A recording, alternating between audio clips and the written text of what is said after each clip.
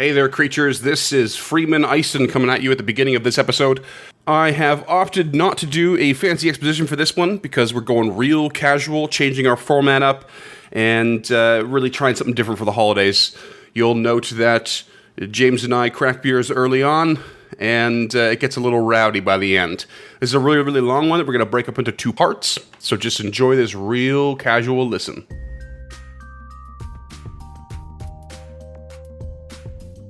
Hey there, creatures, and welcome to Encounter This, a podcast exploration of the creatures from Dungeons & Dragons and the lore that surrounds them. Well, hello there, creatures, and welcome to your last episode of Encounter This for the year 2020, also known as the year of the double natural quit, which, if you've lived through it, has definitely not been a thing due to the worldwide pandemic known as the coronavirus. But speaking of going extinct, today we are going to be taking a look at Dinosaurs through three different books: the Monster Manual, page 79 and 80, Volo's Guide to Monsters, 139 and 140, Tomb of Annihilation, 240 to 241, and this whole episode is a direct response to one of our Patreon subscribers, so a big thank you to him. I don't know if we have permission to say his name on this, so Oh, yeah. I'm just going to leave that off. Aaron Harity. You some bitch. Big thank you to Aaron Therity for sponsoring this episode. And as always, I am your co-host, James, the result of Practical Effects Kid, and with me, teaching me about dinosaurs are Freeman. Red Dinosaurs are the best dinosaurs. Iced-in, which I think is, at this point, an indisputable fact. Oh, it has to be. And I know we have some European listeners, namely Peace Joy Pancakes. So I don't know if she knows what dinosaurs are, but they're just a delicious jelly candy. And we have them here, too. They come in a variety of colors, and red's the best. So there you go. I would fundamentally disagree with that, but it says that they're the best in my notes, so I guess that's a fact. You don't think the red one's the best? Don't tell me you like the green one's the best. No. If a candy has a lemon flavor, it's always lemon for me. Oh, so what? Really? Yellow. Yeah, I love lemon candies a lot. Crazy. Because, like, if I were to rank the Dinosaurs, it'd be red at the top, then orange, then yellow, then green. I would agree with you, but I would put yellow at the top. Crazy. You're very similar to this little diagram you have here. Oh, yes, the diagram. So I prepped this episode a bit special. Before you go thinking that, Aaron, no, it's not for you. This episode drops on the 31st of December.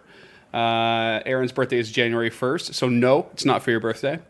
And we're going to do our best to release these elaborate show notes, if we legally can, in PDF form this time for a follow-along.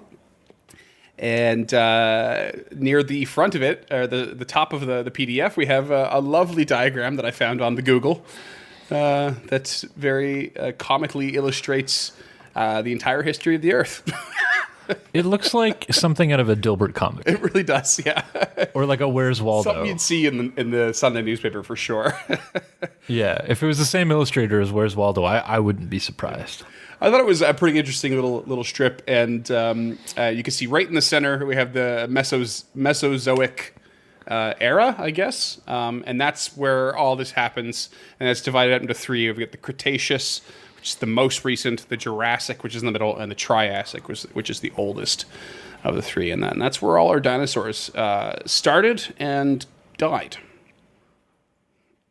Right. Yeah. So I don't know if mine died there. Up for debate, eh? Get the old Nature Channel there on that one. Yeah, I made some choices. All right, so I guess that's your little hint. James and I have also decided to make our own dinosaurs and stat blocks, or sorry, our own dinosaur stat blocks for this episode, which we'll be releasing as well. And but before we get to that, let's just dive into the basic idea of dinosaurs in D&D. Yes. Dinosaurs in Dungeons and Dragons. In Dungeons and Dragons. They are also known as behemoths in the actual game world itself. And, of course, are among the oldest reptiles in existence. Some are predatory carnivores, and with that, savage, aggressive, and territorial. While herbivores are more tame, but unafraid to defend themselves or their young. Many sizes and shapes make up a wide range of these behemoths, and the larger varieties usually are drab in color, and the smaller ones more vibrant, akin to tropical birds. As a general rule, dinosaurs tend to reside in remote areas of the world where humanoids seldom visit, mostly mountain valleys, inaccessible plateaus, tropical islands, and deep fens. That last bit, a direct quote from the Monster Manual. Okay, I hope so. That's very specific. Yeah. Alongside here, I have a list of definitions that we will refer back to periodically, talking about real world stuff mostly. And the format for this episode is going to be very differently as we run through a range of dinosaurs. Format might not be the most accurate word to describe what we're about to do. Hopefully this is, I'm actually hoping, based on how much time or how little time is available to either of us these days, that this is one of the most unedited episodes. I'll have to edit that part, shit. Maybe I won't. It might be uneditable.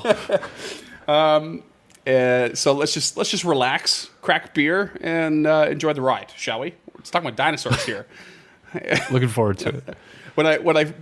Aaron was one of our first $5 a month Patreon subscribers, and he was one of them for months until I randomly told him in passing that we had a request. Like, well, how did they request it? I said, well, if you're $10 a month, you can request a creature. And as I was explaining something to him, he just upped his subscription, and then went, "I want dinosaurs." So, yep. so here we are attempting to deliver upon it. All right. So, first dinosaur we're going to talk about is the Allosaurus. Oh, we're not going to hit those definitions? No, we're gonna come back to them as we go. Oh, okay. Gotcha. So keep page 1 in your holster. All right. Done.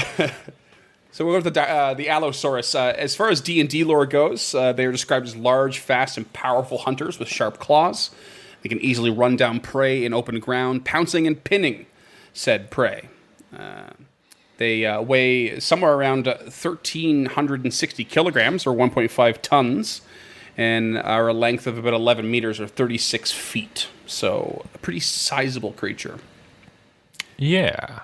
And a quick honorable mention is that according to the second edition book, The Jungles of Chult, a college in the Tabaxi city of Mesro was once known for hiring explorers and hunters to capture live allosaurs in exchange for jungle training or teaching them the Tabaxi language. I thought that was pretty nifty. That is cool. Allosaurs, I feel like they don't get enough love. These were...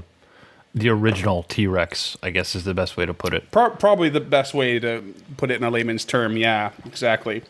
I believe they show up in the Jurassic Park series of movies, semi-regularly in some regard, but without really a lot of... No, they have a couple of cameos here. Yeah. But the fun fact relating to those is, as a kid, I didn't ever get a T-Rex toy, but I had a toy Allosaurus. Oh, yeah, okay. Yeah. I mean, I'm sure I did too, but I don't particularly remember. I'll never forget it. Yeah, because it wasn't big enough to be a T-Rex, and that really upset me because it wasn't big enough to eat my G.I. Joes. Oh, yeah. You could really tell by the toy size, eh? Yep. Because we all know that toys are too measured. Knockoff Jurassic Park brands is definitely the same size as 1990s G.I. Joes. So for IRL history, I've written a number of just like sort of bullet points.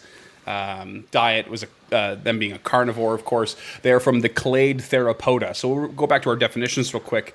A clade is one of many terms, I'll tell you right now, related to the sort of categorizing of creatures and animals, especially extinct ones.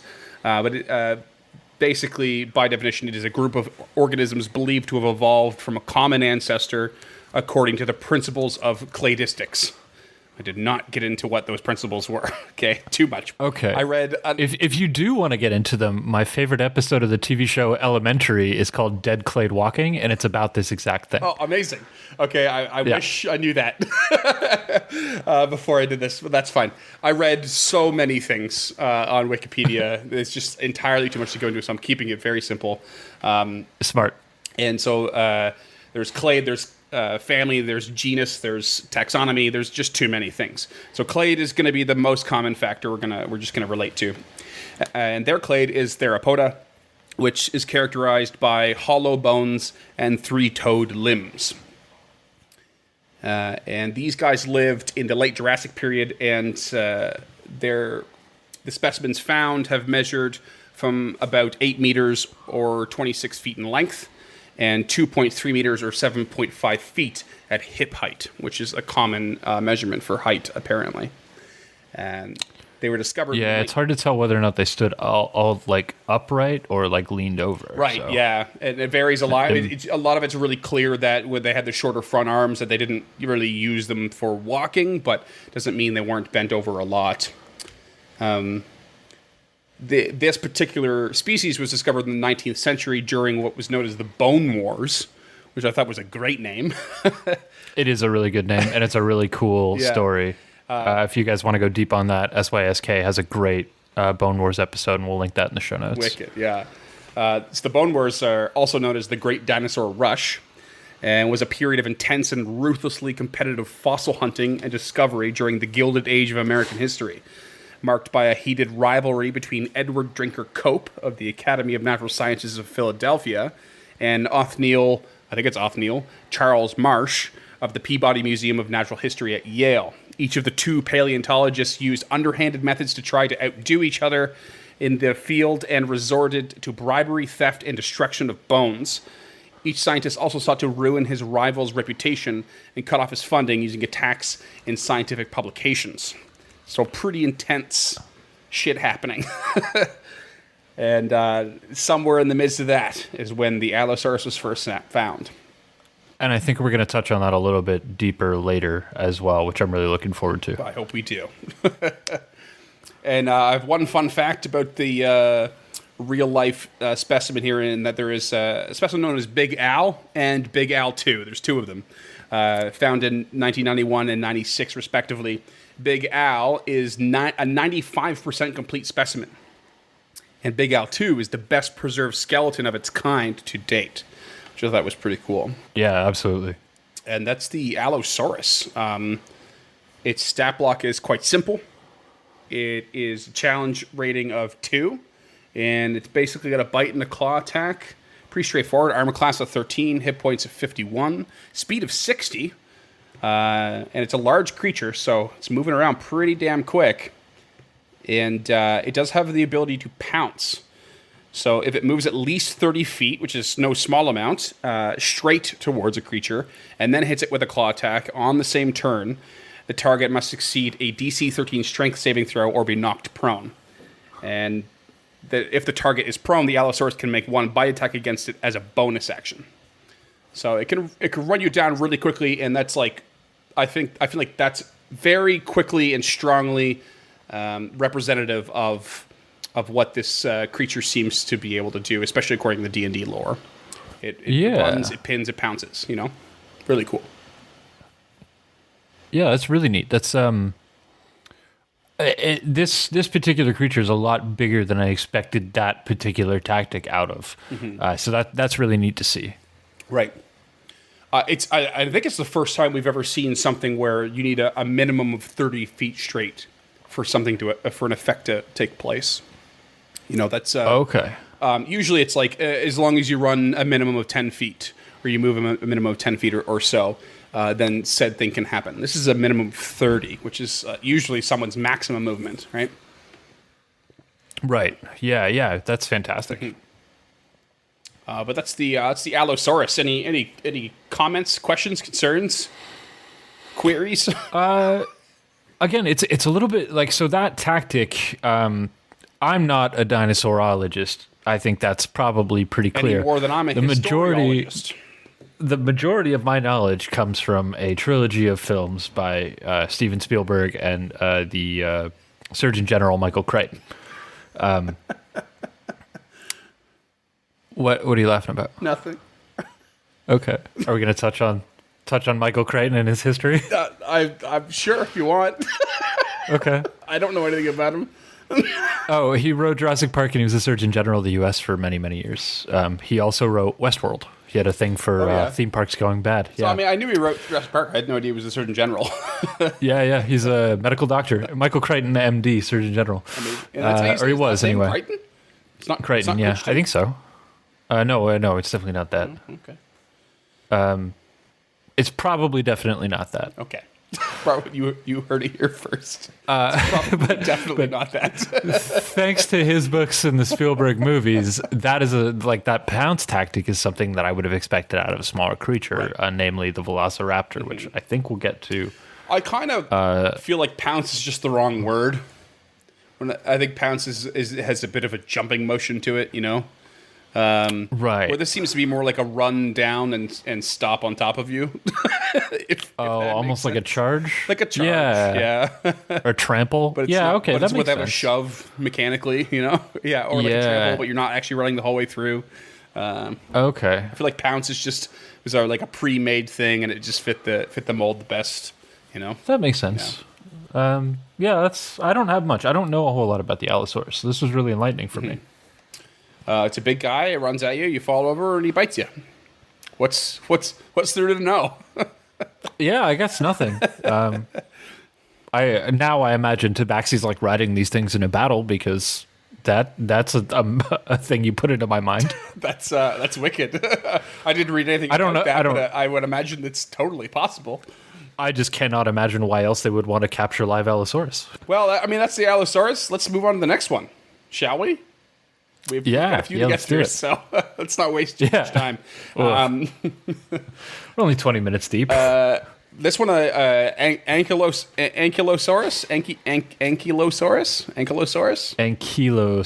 I think. Yeah. Okay. Again, all my pronunciations are going to be based on Jurassic Park. Fair enough. All I know is the weirdest looking named one. I have the pronunciation for that down. So okay, good. Yeah. So this is actually one of my favorite dinosaurs. Yeah, so these I'm guys stoked are cool. on this. Yeah, the Ankylosaurus. So we have D&D lore. They are also called the mace-tailed behemoth, which makes sense. And I imagine most listeners familiar with dinosaurs will already have a picture in mind.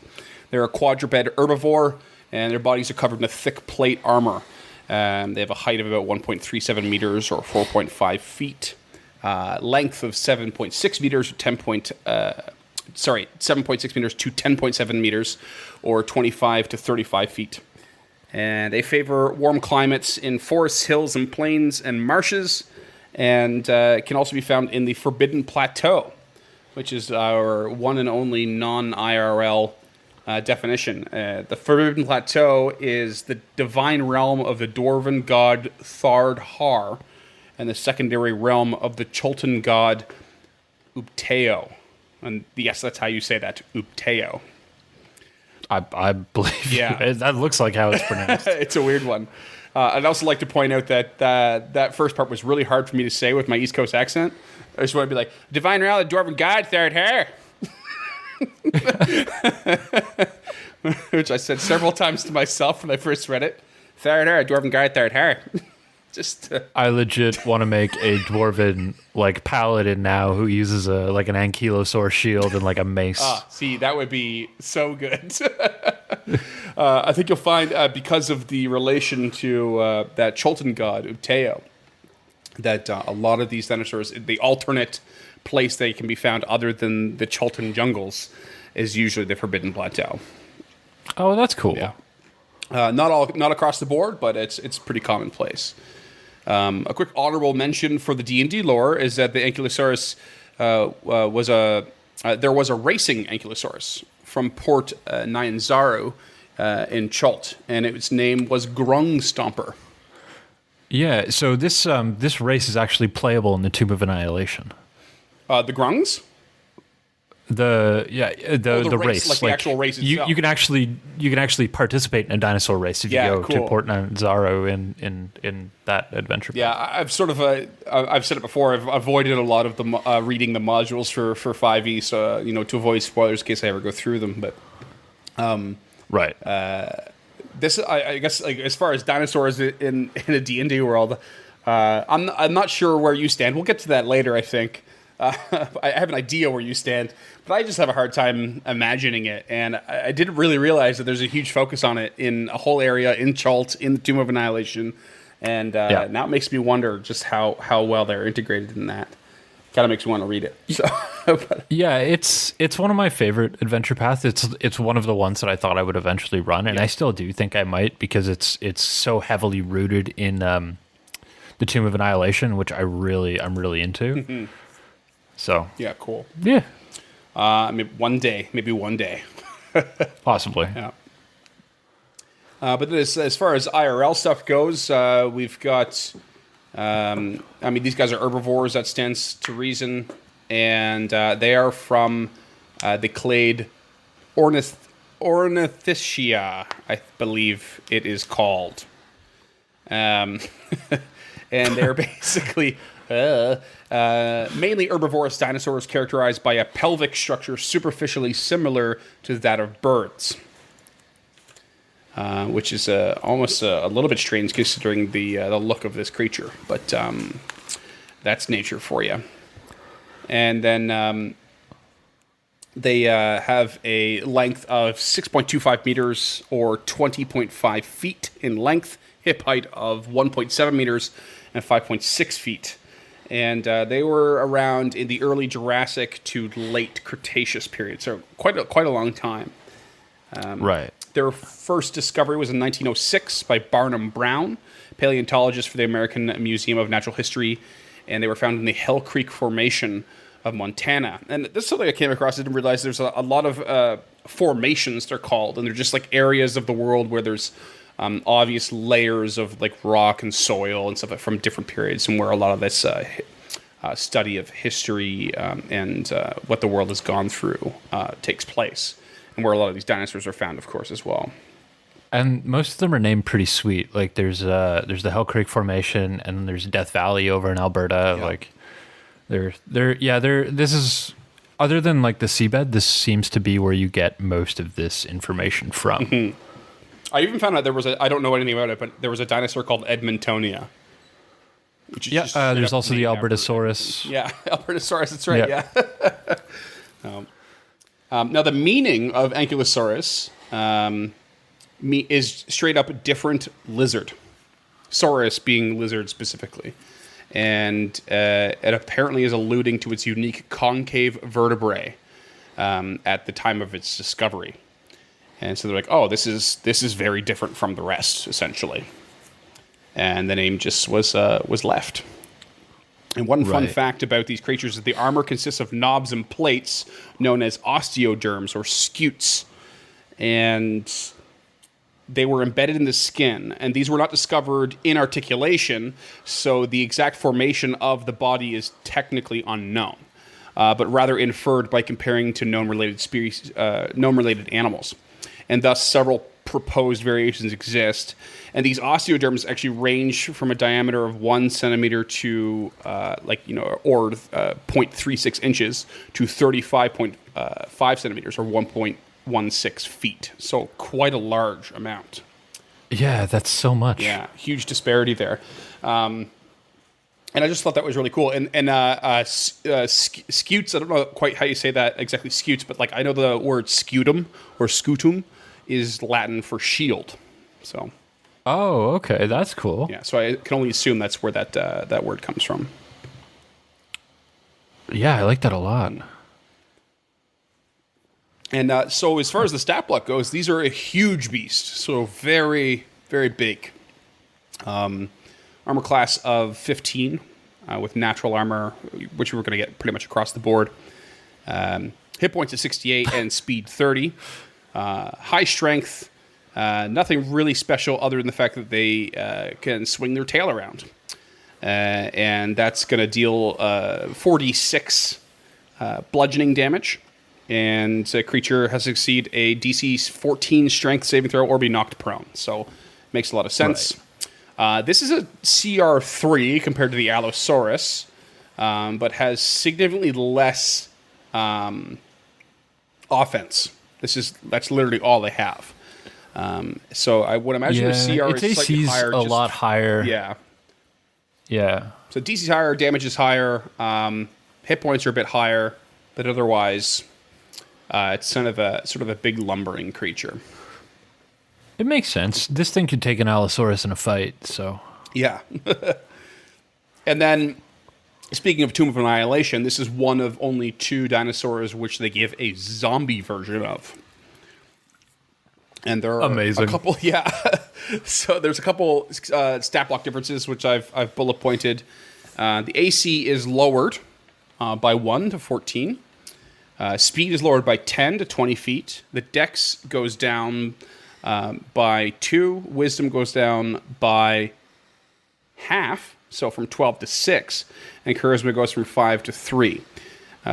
All these things sort of line up with an undead creature, I would say. They, of course, gain damage immunities to poison, same with condition. They gain dark vision, and they have undead fortitude as a trait. And that basically reads as, if damage reduces the zombie to 0 hit points, it must make a Constitution saving throw with a DC of 5 plus the damage taken, unless the damage is radiant, or from a critical hit. On a success, the zombie drops to 1 hit point instead. Okay, that's pretty standard undead stuff. Yeah. It stands out a bit as unique, but it lines right up with what we've talked about with undead stuff. So I agree. Yeah, cool. I think this is pretty much the same stat block as an ogre zombie, so it makes sense. Mm-hmm. Thoughts, questions, concerns, or queries on that one, James? No, I think, I don't know where I heard it, but I once heard this referred to as the tank of the Cretaceous. Okay. Which I love because it's essentially a battle tank on 4 legs. Right. Like I said, these are one of my favorites. Did we describe it at the start? Should we be describing physically what we think these creatures look like? Sure. Yeah, I've just been given, I guess, brief descriptions that I found from like from Forgotten Realms wiki mostly. To be honest, there's not much in the actual books. So, but yeah, go ahead, describe it. What do you got? So this is essentially like an armadillo-looking thing that can't curl up into a ball and has a mace on its tail. Yeah. I think they're super cool. Good, strange comparison. I like it. Yeah, it was either that or a pangolin, but a pangolin isn't like, it doesn't have the firm plating on the back, whereas this guy kind of does. Mm-hmm. And the theory behind that is that it was designed to protect it from predators from above. So like the Allosaurus that we mentioned, the Tyrannosaurus, stuff like that. Mm-hmm. The armor would protect it, and the mace on the tail would be able to hit them when they bit it. Yeah. But I think later on, I'm prepared to be corrected on any of these things that I say. They eventually realized that the Tyrannosaurus's bite force could actually break through this, but it was still harder than like picking up a Triceratops or whatever. Yeah. And that's a common theme we'll see is like defense mechanisms on the back for these smaller quadrupeds. Mm-hmm. For sure. And we'll see more ahead, and we'll definitely talk about that bite force. 100%. Yeah, I figured we would. And they first appear in the Jurassic series in Jurassic Park 3. They're the first scene on the island where Jeff Goldblum meets up with Jodie Foster. Jodie Foster? Oh my God, I hope it's Jodie. No, it's Julianne Moore. Julianne Moore, thank you. Cut that. No, wait, man, I'm keeping that in. Oh, man. You're going to wear that shame. You know what? That's a shame I can wear. Like, they both played Clarice Darling. Like, that's... Yeah, I think that's an acceptable totally mix-up. Fair, yeah. I think that's an acceptable mix-up. Yeah. I like Julianne Moore more than I like Jodie Foster, which makes me feel bad, but... I don't have an opinion either way. I think they're both great. I love Julianne Moore. She's fantastic. Okay, yeah. Take me to the next one. Next one. Brontosaurus. I'm now just realizing that I didn't mention that I think I had originally told you I was going to do this by periods, earliest versus latest. But I totally changed that because I didn't realize there was only 3 periods that existed. So I was like, let's just go alphabetical and keep it simple. Yeah, I assumed you were going to go alphabetical when I saw Ankylosaurus second. Yeah, so here we are. Brontosaurus. This should be a fun one. I'm interested in what you have to say about this one. So these guys are possibly our first gargantuan creature. Pretty damn large. And D&D lore, they're also called thunder beasts, which I really loved. The sheer size of the Brontosaurus usually stopped any creature from attacking, and it was itself very docile and non-aggressive. They calmly lumber around, ignoring creatures smaller than itself. Just doesn't care, and the sheer size just stops everyone in their tracks. I love that. Of course, common in the jungles of Chult, usually near rivers and swamps. And quick honorable mention, they are said to also be found in the north, a claim from shamans of the Thunder Beast tribe. The area in which they supposedly occupy is known as the High Forest, when the world was ruled by elves, giants, and dragons. So this ancient sort of theory from, I believe they were called Uthgart. They're human, barbarian, like sort of Nordic-influenced tribe. And so it's their shamans that claim they used to, or possibly do, still occupy that area. That is awesome. Yeah, but I thought that was really cool to mix in this idea that in ancient times for them, this thing also ruled around when elves, dragons, and giants ruled the world. So pretty nifty. Yeah.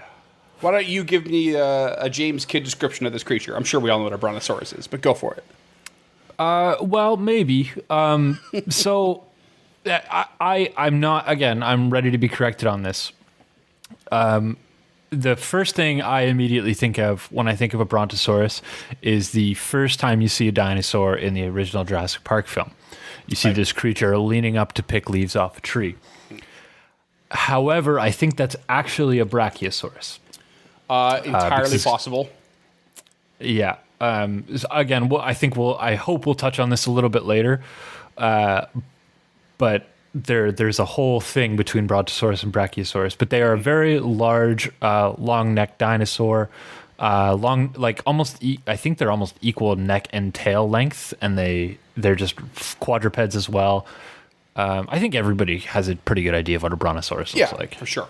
I will dispel another possible myth in people's minds, and it's that in the animated film series, The Land Before Time, I think it's pretty common for people to think that Littlefoot, the more or less lead character, is either a brontosaurus or brachiosaurus, but he is neither. And he's actually what's called an apatosaurus. Correct. Again, the Apatosaurus is kind of tied up in this whole mythology of the Brontosaurus.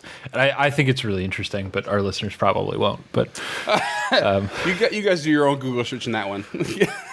Well, I mean, you should do your research on the Bone Wars specifically about the Brontosaurus. Hit up that. Which I'm just going to let you talk, and then we can dip into it. Yeah. Because this one really excites me. This the subterfuge involved in the Brontosaurus really does it for me. Sweet. Oh, he's cracking a beer. Yeah, it's a little early. Did y'all hear that? Well, we've got some stuff to cover, so yeah, for sure. We're only in the bees, man.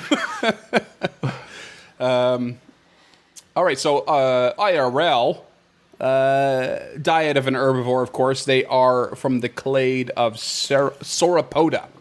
So Sauropoda had very long necks, long tails, small heads relative to the rest of their body, at least. And 4 thick pillar-like legs. They are notable for their enormous sizes attained by some species, and the group includes the largest animals to have ever lived on land. So that's your Brontosaurus. Size is somewhere around 15 tons. Or 13,607.8 kilograms. 22 meters Jesus or 72 Christ. feet in length, head to tail. Absolutely massive. They were around the late Jurassic period, and their first discovery was in 1879 by Othniel Charles Marsh of the infamous Bone Wars, professor of paleontology at the Yale University, and they were found in the Morrison Formation of Como Bluff, Wyoming. One of the lesser cool names for the formation. Yeah. Well, he did a lot of his work up there in the Como Bluff. Yeah. And their name literally means thunder lizard. Yeah, that's fantastic. Yeah, I love it. And a quick fun fact that in an article that appeared in the November 1997 issue of Discover magazine, reported research into the mechanics of diplodocids, which is what they're a member of, a family or taxonomy or something. Basically, the tails was what they were researching. And this was done by Nathan Myhrvold, a computer scientist from Microsoft. Myhrvold carried out a computer simulation of the tail in which diplodocids, like Brontosaurus, was a very long tapering structure resembling a bullwhip. And this computer modeling suggested that sauropods were capable of producing a whip-like cracking sound of over 200 decibels, comparable to the volume of a cannon. Wow. Yeah. That's insane. Just this massive beast and just like big cracking boom if it felt like whipping that tail around. It makes me wonder what would cause it to whip that tail around, you know? Excited? Like a dog? Predators? Predators? Maybe a quick get the fuck away from me? Yeah. Maybe mating time? Oh yeah. We're getting down to the nitty gritty. What cow? Freeman has also apparently cracked a beer, listeners. You shut your mouth. And with that, we'll get right into the stat block. So as I said, okay. Gargantuan, AC of 15, so still quite low, but they are really, really large. HP of 121, speed of 30 feet. Everything stands up. Strength is 21 with a +5, which makes sense. Everything else is pretty substandard. Do have a first? It's our first one with a con increase to saving throws of a +6, and they are CR5. They basically can attack with their tail, bludgeoning damage 68 +5, and they also have a stomp. And so the tail and the stomp both have a reach of 20 feet. Wow. Yeah, really large. The stomp is a 5d8 +5 bludgeoning, and we are right into another DC 14 strength saving throw or be knocked prone. Okay, gotcha. I mean, it makes sense. Like, you get hit with something that large and heavy, you should probably fall over. 100%. 100%. Impossible to argue against. I don't know if... Yeah, I don't know if stomp's the right word. I also think this should probably be trample. But I understand why it's not. Trample is indicative of a movement or a hurt or whatever. But yeah, I think trample is... right, yeah. I think trample is not there due to its actual size. Because we'll see other ones. There is another one ahead with trample for sure. Okay, cool. Yeah, and it's definitely a size thing, I would guess. I would add the prone to the tail as well. That's the one thing I would change from the stat block right away. It's like anytime you're hit with this thing, you're gonna fall over. Like, and I want to just raise that DC like a lot. It'd just be like, no, too bad. Like this thing's too big. Yeah, you know. You're an idiot for going towards it, or like at least attacking it. So there's that, and then I also just kind of want to add this. I don't know what it would be, but I just now suddenly want to add something that like deafens players because if it whips its tail around.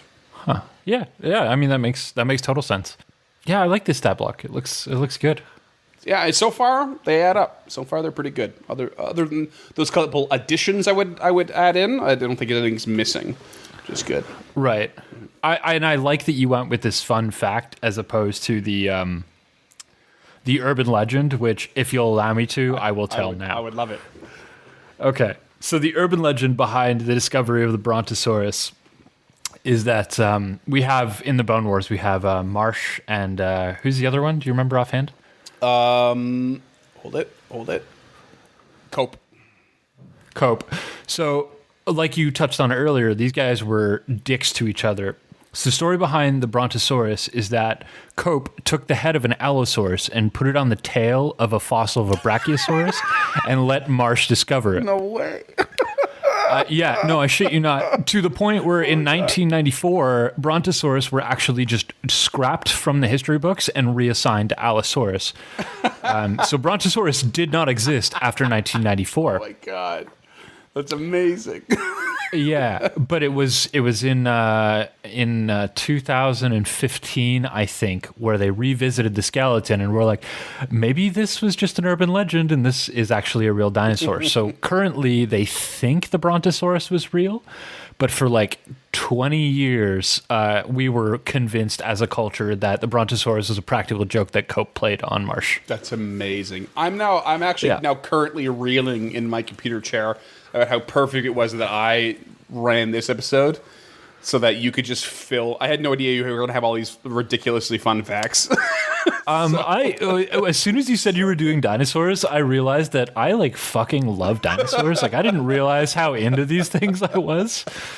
But I feel like I'm 7 years old again. This is so good. I'm loving it. I'm loving it so much. Yeah, this is working out really well. All right. Well, there's your fun fact of the Brontosaurus for the day is that they just didn't exist for 20 years because we thought it was a practical joke that Cope played on Marsh. Yeah, that's so good. That's absolutely incredible. That's the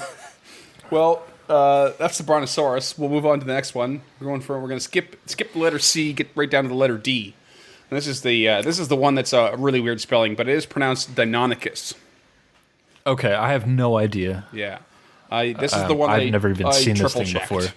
This is the one you can get as like a familiar or a beast companion, right? Possibly, yeah. It's our first one that's a bit smaller. It's a medium size, mechanic-wise. And they were also called a razor talon in D&D in that lore. So hardcore. Yeah, they are the larger cousin to the Velociraptor, and standing roughly as tall as a human and running as fast as the average horse. They are apparently rather cunning and pinned their prey to the ground, ate them alive, and weighing somewhere around 272.2 kilograms or 600 pounds. And that's, again, in the D&D lore. They were hunters that hunted in packs, and of course found in the jungles of Chult, though apparently they also inhabited the Serpent Hills in the western heartlands and the Stonelands of Cormyr. I didn't really get too far into that, but we've talked about Cormyr before in some of the old lore, I think in Treants. Cormyr's east of the Sword Coast, I believe. Yeah. And there's a possibility they inhabit other areas. And then honorable mention is that there was a racing Deinonychus from Port Nyanzaru as well, and the Chult named it a Jungle Princess. And this is probably a spoiler alert, so I'm just going to throw that out there right now. But apparently there was one kept by a tavern owner named Bosco Daggerhand. And it was a pet of his, and he used a ring of animal influence to be able to control it. And he named his pet Knuckles. That's cool. Mm-hmm. I love that name. Bosco Daggerhand might be my next fighter. Like that's just that's right up there with Keith Slashmaster. Like it's so good. Right? Randall Broadchest. Like that sounds like a Troy LaValle character. 100%. To date, my favorite character name from him is Rhapsody Kincaid. Okay. Oh my god, he's just playing a. I'm a big fan of Randall Broadchest, but that's really good. Oh man, that guy's got one hell of a sense of humor. He's so funny. So, IRL, the Deinonychus was a carnivore, belonged to the clade of Theropoda, so very similar to that Allosaurus. This guy is coming in around 3.5 meters or 11 feet in length, about 0.87 meters or 2.9 feet in hip height specifically, and weighed about 73 kilos or 161 pounds. It existed in the early Cretaceous period, and as far as the discovery goes, fossilized remains of the Deinonychus have been recovered from the Cloverleaf formation of Montana and Wyoming, and in the roughly contemporary Antlers Formation of Oklahoma, first discovered by Barnum Brown, who excavated the larger Dinosaurs near Billings, Montana. So a relative of the Deinonychus. The full name of the dinosaur is Deinonychus anteropus, which roughly means counterbalance, referring to the believed use of its tail for balance. That's really cool. I like that a lot. I mean, that makes sense with these smaller, like fast dinosaurs. Like these are the kind of, we're now getting into the territory where these probably had feathers. Yes, yeah, for sure. We're definitely getting closer to that. 100% we are. Yeah. I love that idea. It puts me in mind of there's a common video or GIF that you would find online of a cheetah changing its direction while chasing prey. You can watch its tail change the opposite direction to counterbalance its movement. It's really, really cool. So it just always makes me think of that. Like a rudder. Yeah. And so really nifty. I love it. This is like the first dinosaur we're coming across that's not just called Saurus, you know? It's Deinonychus anteropus, means counterbalance. This creature is in a league of its own comparatively so far. Yeah, that's really cool. I like this a lot. So, fun fact about this guy is that in a 2015 paper, which is pretty recent, they reported after further analysis of immature fossils that the open and mobile nature of the shoulder joint might have meant that young Deinonychus were capable of some form of flight. You called it. Also, upon its finding, Barnum thought he was bringing back a smaller dinosaur with oversized teeth. In turn, it turned out that the teeth belonged to a different skeleton, but that didn't stop him from nicknaming the creature Megadontosaurus. Oh my god. Big tooth lizard? What a loser. So you get two fun facts in this one. I couldn't resist that one. That was really good. Okay. I mean, like, much love to Barnum, but I'm pretty sure that translates to big tooth lizard, and that's dumb. Pretty much. Pretty much does. So there's that. So yeah, really quite recently, as recently as 5 years ago, it's possible that they were capable of some form of flight. Doesn't necessarily indicate feathers in this case, but is indicative of that shoulder joint and the ability to fly. Yeah, there were actually a lot more dinosaurs that had that kind of like flying squirrel glider skin than we had originally thought. Yeah. That's cool. I like this one. I don't have much on this one other than that you can get it as an animal companion in Pathfinder at least. Mm-hmm. I wouldn't be surprised if it wasn't available as that in D&D to some regard. I think it's probably, I guess it's not that rare to have a medium creature as your animal companion, so I don't see why that wouldn't be the case. Unless there's a limit on intelligence or wisdom caps or something like not that. Not normally. I don't think there is. I mean, maybe it was introduced in Tomb of Annihilation, or maybe I just don't know. Feel free to write in and let us know. Yeah.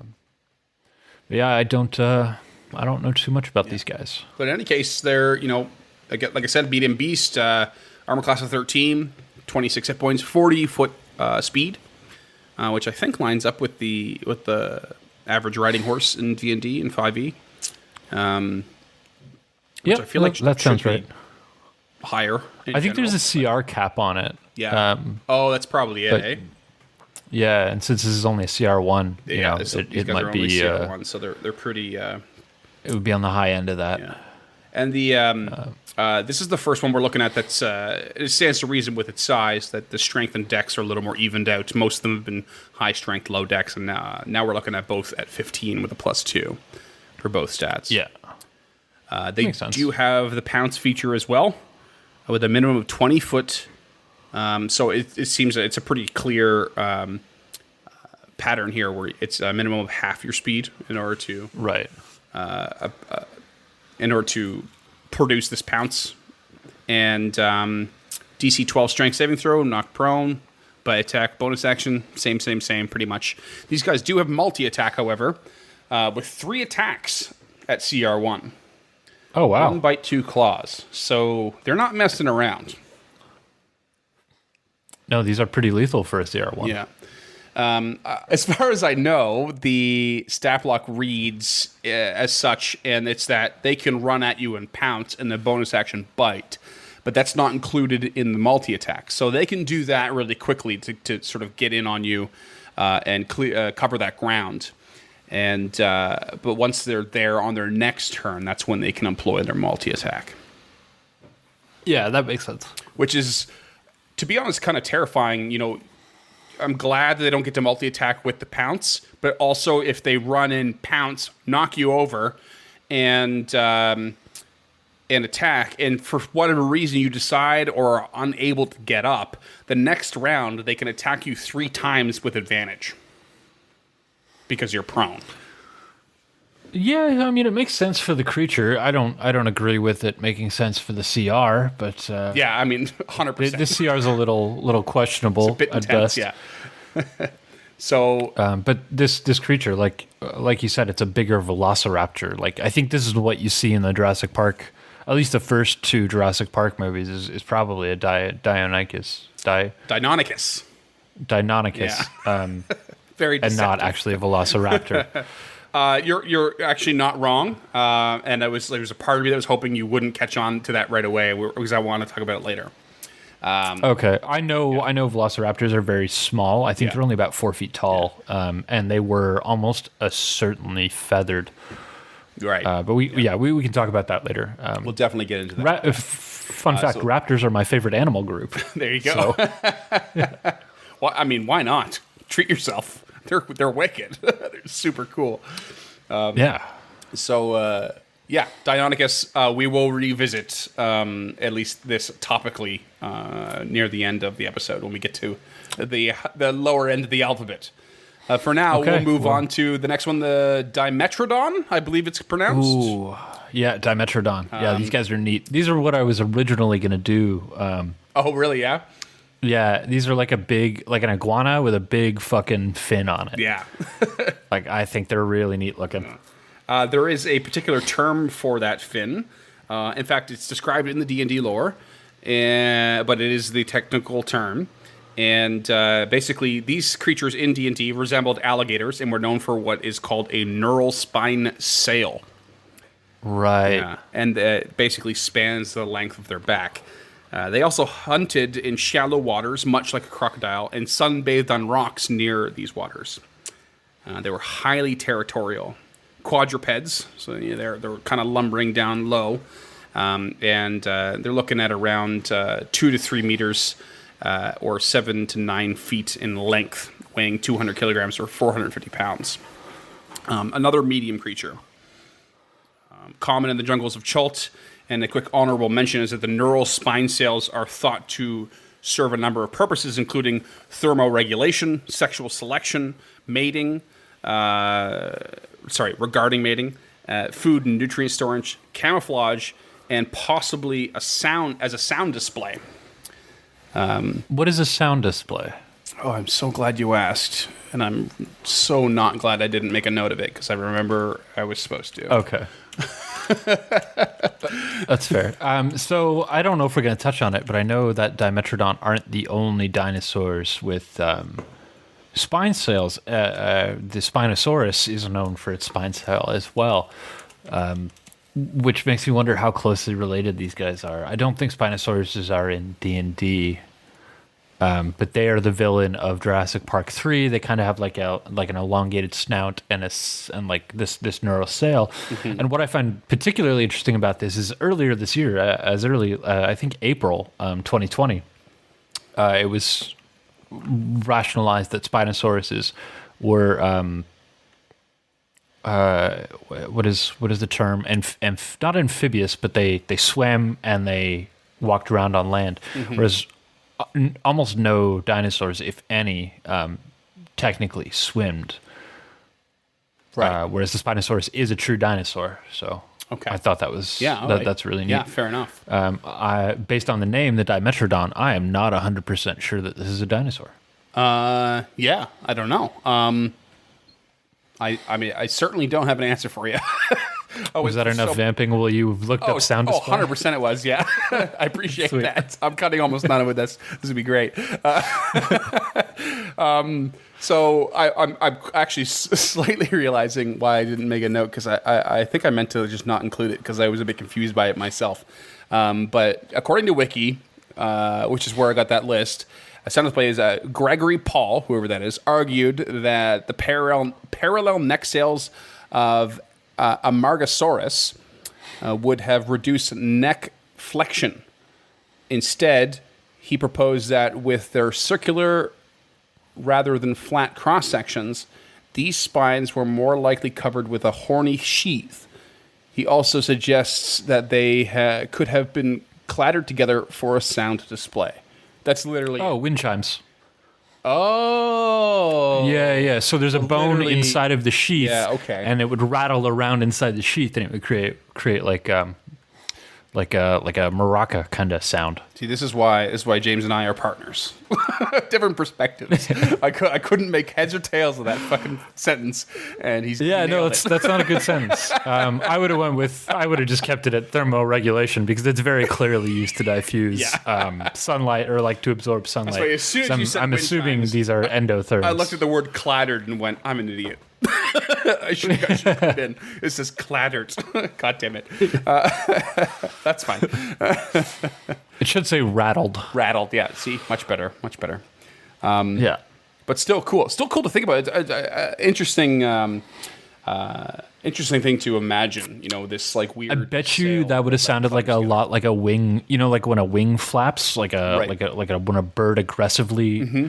Oh my God! Why am I not describing this well? But that like rustling sound of like an aggressive flapping of wings. Yeah, like, no, I know it's almost intimidating. Sure. Yep. I imagine that's what that sounds like. Absolutely. Yeah. No, I think that's really cool. I don't know how or if I would employ it mechanically. Certainly a flavor thing to throw in. Possibly an intimidation tactic. Maybe. Yeah, fear effect, maybe. Yeah. I mean, it seems that almost seems too magical for me, though. How is that going to make you run away exactly?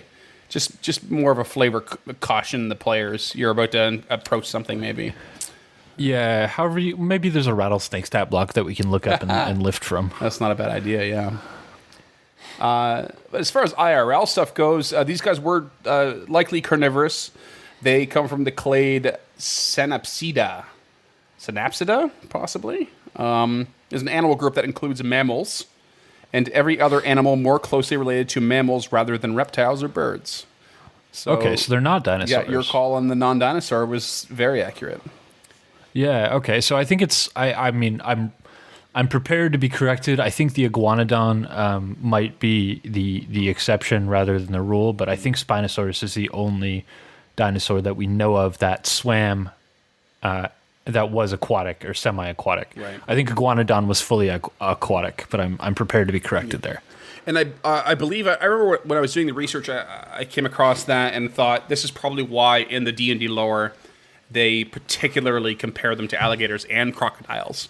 And it's just sort of this like reptilian but non-dinosaur kind of approach, and they were like kind of like just treading that line of the two, right? Which D&D does a lot of. If there's two things to mold together, then they're going to do it. For sure.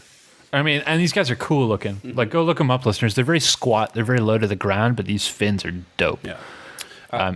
Everybody had one of these toys as a kid, or had a friend with one of these toys as a kid. Oh yeah, I 100% had one for sure.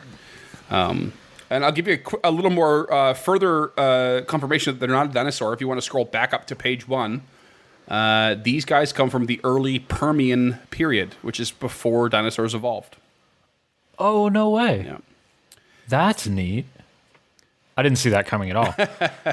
So there you go. These guys do not belong under dinosaurs. Thanks, wizards. You blew it. Well, I mean, they're going to blow it further.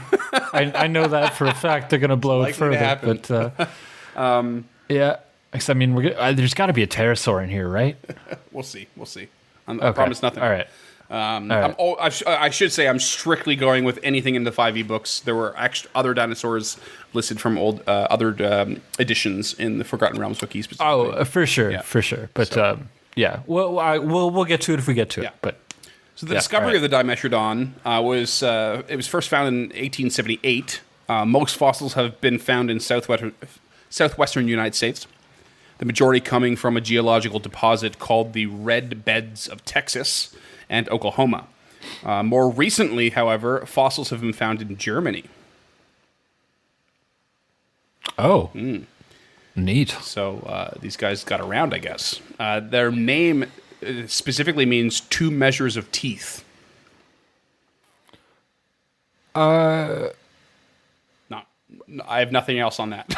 I don't know why. Okay, Oh, look. I would bet it's probably because they have 2 rows of teeth. Perhaps. But I don't know anything about that at all. Me neither. I was going to speculate on why most recently fossils have been found in Germany, and that's because a lot of these things were destroyed in the First and Second World Wars. A lot of these fossil sites were just destroyed in those wars. Yeah.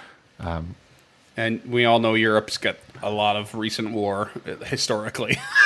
A lot, even before World War I and II. Holy damn. Yeah, well, so the heyday for dinosaurs was during the Bone Wars, and it was the late 1800s. So the most recent wars after that were the Great War and then the Second World War. Right, yeah.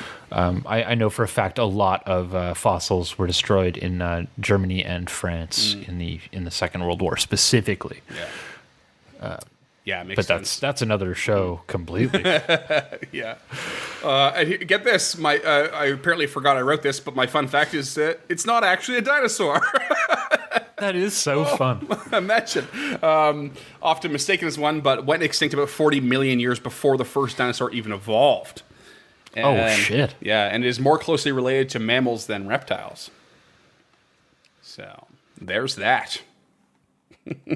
But as far as the stat block goes, medium creature, 12 AC, 19 hit points. First one with a swim speed. So we got 30-foot land speed, but 20-foot swim speed. So still a little bit faster on land. And other than that, they don't have much. They have a bite attack, 2d6 plus 2 piercing.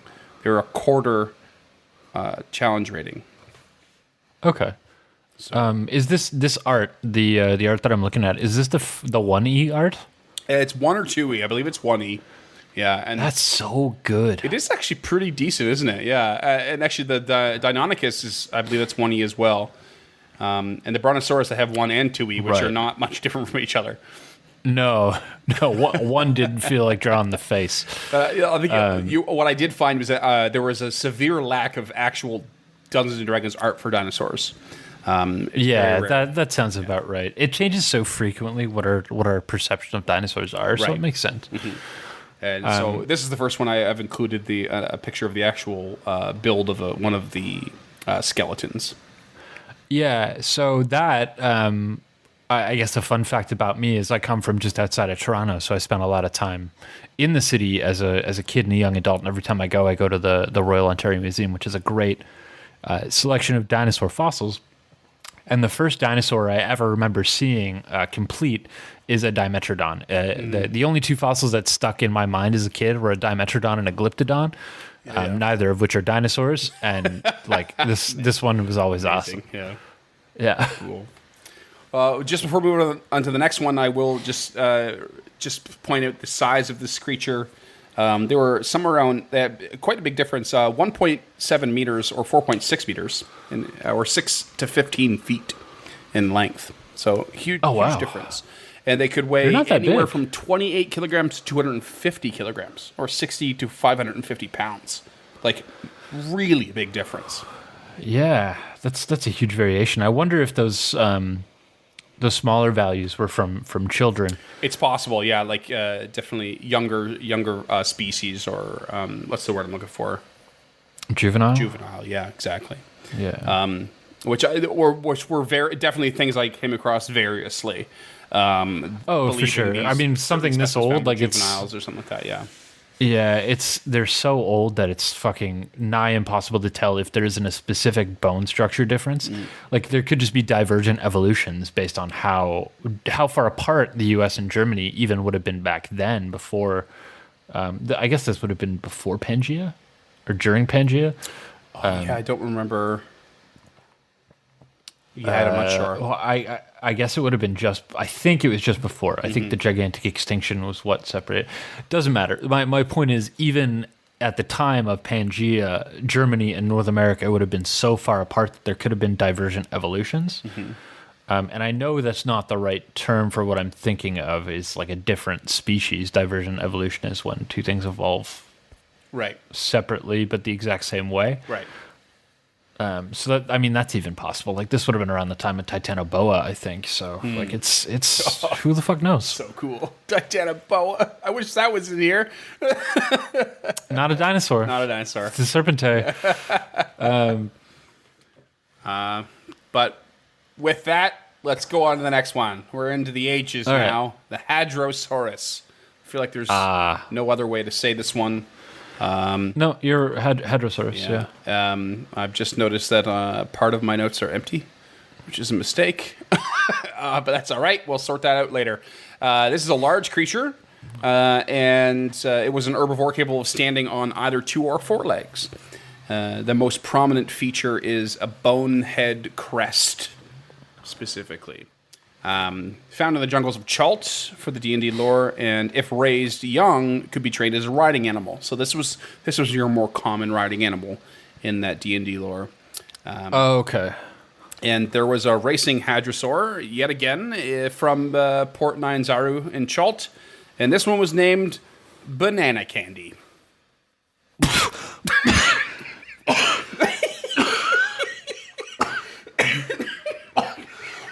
And I've Sorry, what? killed James. Oh my god. Yep. Is this PG-13 all of a sudden? Banana Candy. I don't know how to feel about that Oh my honorable God. mention there. Not great. I don't feel great about it. I feel like it's like too much of a pop culture reference. But it also made me laugh out loud when I first read it. So I feel like I can't harp on it because I thought it was hilarious. So there's that. I feel like we need to censor that. Makes me feel dirty. Unbelievable. Okay, is there a reason it was called Banana Candy? I have no idea. Like, do they have a backstory? I'm pretty sure this all comes from Tomb of Annihilation, so I haven't it does. actually looked into it. I did not look closely enough at this part. Apparently, holy shit. So yeah, there you go. Okay. In speaking of Land Before Time, I think Ducky was a Hadrosaurus. Oh, I did not think of that at all. Quick Google search says that its species is quite disputed. Could be Ducky was an Anatosaurus, Parasaurolophus, or Saurolophus. So, not a bad guess, but apparently not a hadrosaur. Right. Okay. All right. That's fair. But so yeah, IRL like herbivore, clade from the Ornithischia, as said earlier. As far as size goes, they were 7 to 8 meters, 23 to 26 feet in length, and they could weigh as much as 2 to 4 tons, or 2,000 to 4,000 kilograms. Yeah, not small at all. No. And they would have been around in the late Cretaceous period. That makes sense, I guess. Their first discovery So were they was, bipedal or quadrupedal? So they had the ability to do either. That was okay. one of their most outstanding things. They could sort of switch between. Cool. Yeah. Like a bear. Kind of like a bear. A much bigger bear. Yeah, I guess so, yeah. They're first found by Ferdinand van Dever Hayden during expeditions near Judith River, Missouri. These expeditions took place between 1854 and 1856. And the name Hadrosaur means stout or sturdy, and are also called a duck-billed dinosaur. So your guess on the ducky thing is not far off. Although, there's another one that I'm thinking of too, but it doesn't matter. That's cool. And fun fact, these were the very first dinosaur fossils recognized from North America. And as well as I've put another posting here of a picture of skeleton put together, and it was the first dinosaur skeleton that was ever mounted, actually. That's so cool. Yeah. Pieced together, mounted, and put on display. So, pretty nifty creature. These guys are pretty simple, though. Despite being a large beast, they're only a quarter challenge. They have a tail attack, 1d10 bludgeoning, speed of 40 feet, 11 AC, 19 HP. Nothing real special as far as the stat block goes. No, not really. Little boost to their perception. Probably just, alert herbivore trying to avoid, predators. You know what? That actually adds up to me. Yeah. Their first appearance in the Jurassic Park world is Pete Postwaite's first appearance in the Lost World, and they're actually driving through a herd of Hadrosaurus and Apatosaurus. You know so entirely too much about those films. They're my second favorite series. It's killing me. It's It goes absolutely RoboCop and then Jurassic Park. Oh, man. Any thoughts, questions, concerns, or queries about the Hadrosaur? No, not really. So based on these two photos that I'm looking at, not the mounted skeletons, I legit thought these were two different species because they look so drastically different. Yeah. So I like that. So you can definitely make out the bill on the one. I guess that's probably from 5e. I think, to be honest, it's possible neither of the images I have here are from Dungeons and Dragons. Okay. I think they're two different artist renditions. Okay. So based on the images I'm looking at here, you could definitely kind of make out the bill on one of them. Mm-hmm. It's that little black thing on the front, and it's almost got like a turkey nose, which I think is really neat looking. Mm-hmm. Whereas the second one definitely looks more. It's got like deer front legs, right? So it definitely looks more sturdy. That is whereas the first one almost doesn't look like it could be quadruped. Mm-hmm. So the one in Jurassic Park looks like an amalgamation of the two of these. So it runs like the first image, but it looks like the second image. Mm-hmm. But it has the duck bill of the first image. Yeah. That honestly makes me fascinated to think about how, like, they find these specimens, these fossils, these skeletons, they reconstruct them, they compare them to all these other things they know exist and have seen and before their eyes living. And it draws so many questions, but also answers a lot of them. But I mean, I'm sure there's way more questions than there are answers, and it's just fascinating to look at all these different renditions and these differing hypotheses of what they would have looked like. What the meat and potatoes would have looked like on top of the skeleton. For sure, yeah. I mean, it's cool to know that people are just literally making shit up. Yeah, they really are. And there was a time when it kind of really didn't matter, and it's becoming more and more important to be more accurate. So, yeah, it's pretty gnarly. Yeah, I like it. I still don't give a shit. I think they're great. Oh, yeah, I don't need feathers in my dinosaurs. Yeah. I don't mind it, but I don't need it. Yeah. Well, I'll jump down the alphabet from H to P. And we're going to get into the old Plesiosaurus? I think it's Plesiosaurus. I'm okay with that. I like that. As far as D&D, because they're a member of the Pliosaurus family. If you say so. I do, yeah. As far as D&D is concerned, they had compact bodies with strong flippers for swimming and long, flexible necks. Their neck alone accounted for about a third of their length, considered to be one of the more intelligent species of dinosaur and quite curious creatures. They were also highly aggressive and attacked pretty much any other creature in sight. So, very different approach here. They were approximately 13.7 meters or 45 feet in length.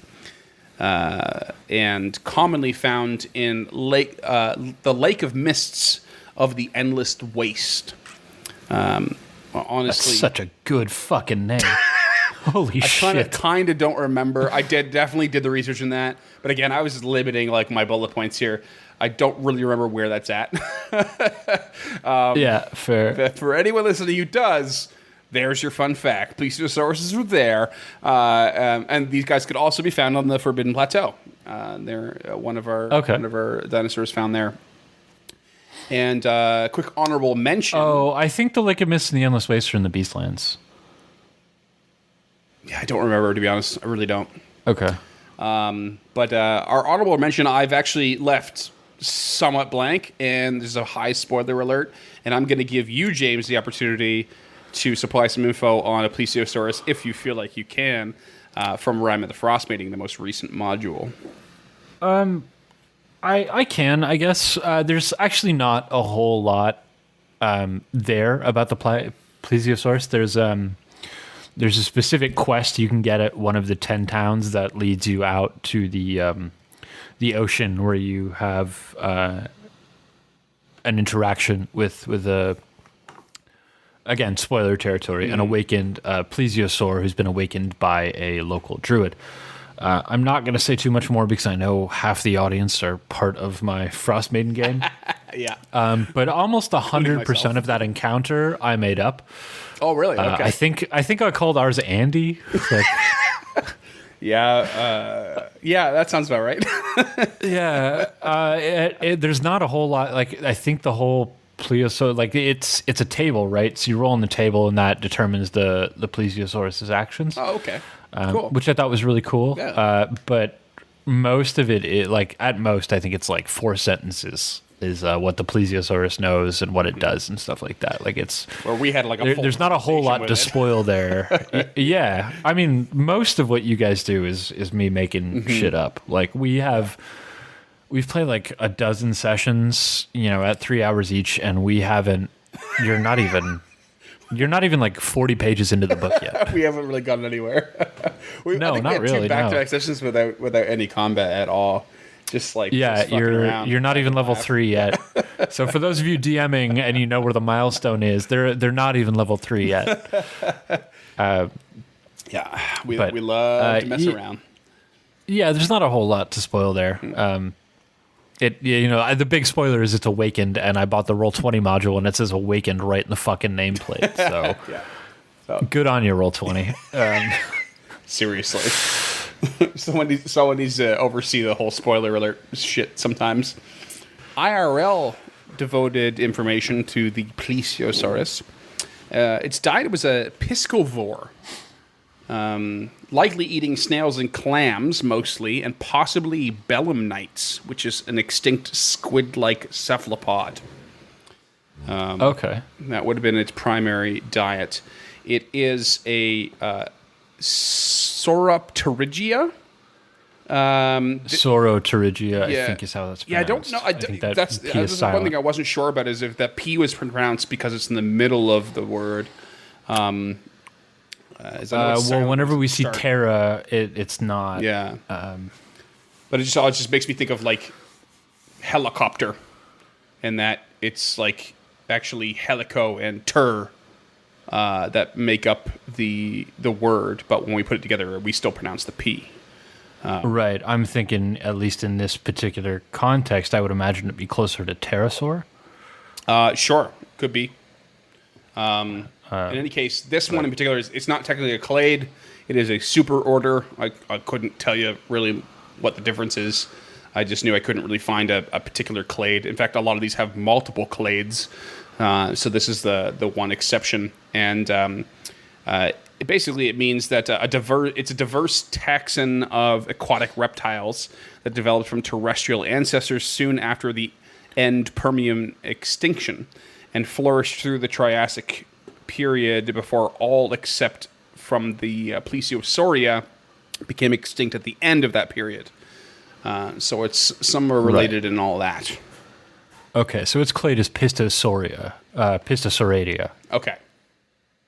You got it. It doesn't really matter. Its superorder is like below its class, so it's kingdom, phylum, class, order, and then whatever. So superorder is what kind of groups all those orders, and then clades also, I think, group the orders.